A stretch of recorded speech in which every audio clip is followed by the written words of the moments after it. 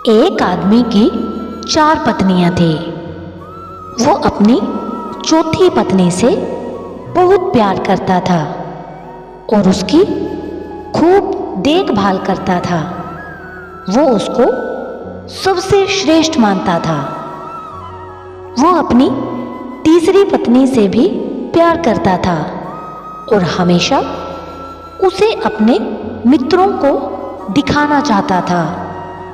हालांकि उसे हमेशा डर रहता था कि वह कभी भी किसी दूसरे इंसान के साथ भाग सकती है।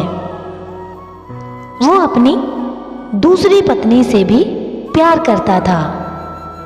जब भी कोई परेशानी आती तो वे अपनी दूसरे नंबर की पत्नी के पास जाता और वो उसकी समस्या सुलझा देती।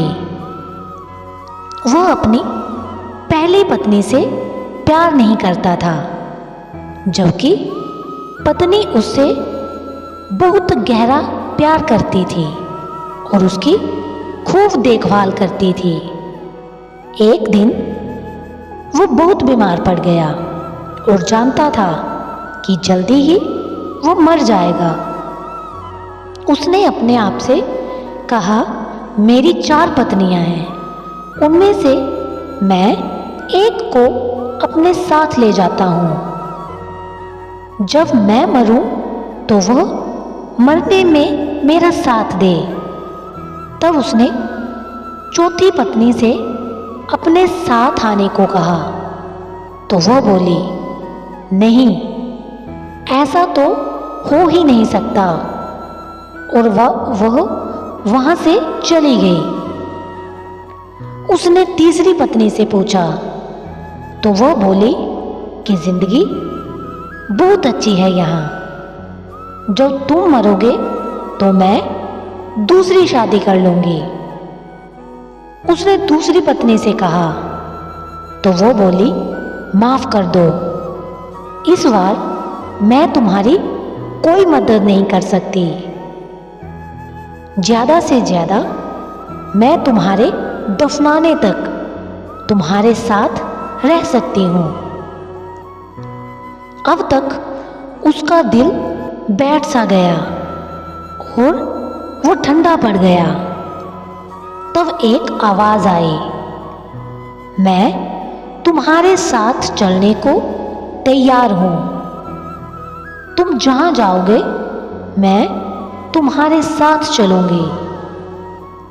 उस आदमी ने जब देखा तो वह उसकी पहली पत्नी थी।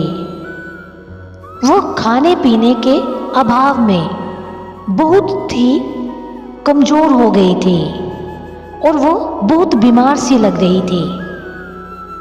वो आदमी पश्चाताप के आंसू के साथ उससे बोला, मुझे तुम्हारी अच्छी देखभाल करनी चाहिए थी, परंतु मैंने नहीं की। दरअसल हम सब के जीवन में 4 पत्नियां हैं। चौथी पत्नी हमारा शरीर है। हम चाहें जितना सजा लें, संवार लें, पर जब हम मरेंगे तो ये हमारा साथ छोड़ देगा। तीसरी पत्नी है हमारी जमा पूंजी, रुतबा। जब हम मरेंगे तो ये दूसरों के पास चले जाएंगे। दूसरी पत्नी है हमारे दोस्त व रिश्तेदार, चाहे वे हमारे जीवन काल में कितने भी करीबी क्यों ना हो, पर मरने के बाद हद से हद वे हमारे अंतिम संस्कार तक साथ रहते हैं। पहली पत्नी हमारी आत्मा है, जो सांसारिक मोह माया में हमेशा उपेक्षित रहती है। यही वो चीज है जो हमारे साथ रहती है, चाहे हम जहां भी जाएं। कुछ देना है तो इसे दो, देखभाल करनी है तो इसकी करो, प्यार करना है तो इससे करो। मिली थी जिंदगी किसी के काम आने के लिए। पर वक्त बीत रहा है कागज के टुकड़े कमाने के लिए।